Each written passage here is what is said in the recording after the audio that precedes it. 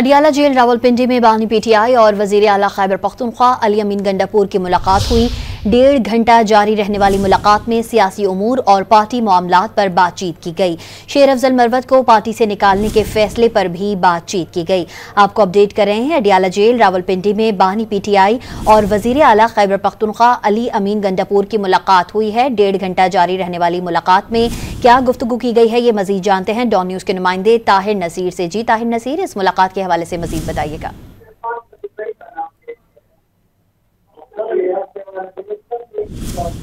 ताहिर, आपकी आवाज़ हम तक सही तौर पर नहीं पहुंच पा रही है, आपको अपडेट करें। अडियाला जेल रावलपिंडी में बानी पीटीआई और वजीर आला खैबर पख्तूनख्वा अली अमीन गंडापुर की मुलाकात हुई है। 1.5 घंटा जारी रहने वाली मुलाकात में सियासी उमूर और पार्टी मामलात पर बातचीत की गई है। मजीद बताएंगे ताहिर नसीर। जी ताहिर।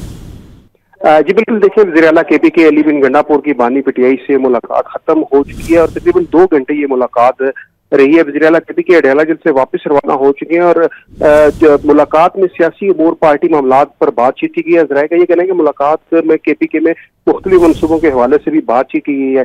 जराये ने यह भी बताया कि मुलाकात में शेर अफजल मरवत को पार्टी से निकालने के फैसले पर भी बातचीत हुई है। मुलाकात में शेर अफजल मरवत के फैसले पर नजरसानी की दरख्वास्त भी की गई है। ताहम वज़ीर आला केपी के जो सेंट्रल जेल अडियाला में बानी पीटीआई से उन्होंने मुलाकात की है। मुलाकात के बाद वो वापस रवाना हो चुके हैं और मीडिया से टॉक किए बगैर वो वापस जा चुके हैं। अलबत्ता शेर अफजल मरवत के हवाले से गुफ्तगू हुई और उसमें कहा गया है बानी पीटीआई को कि इस पर नजरसानी की जाए। जी ताहिर नसीर अपडेट कर रहे थे, आपका बहुत शुक्रिया।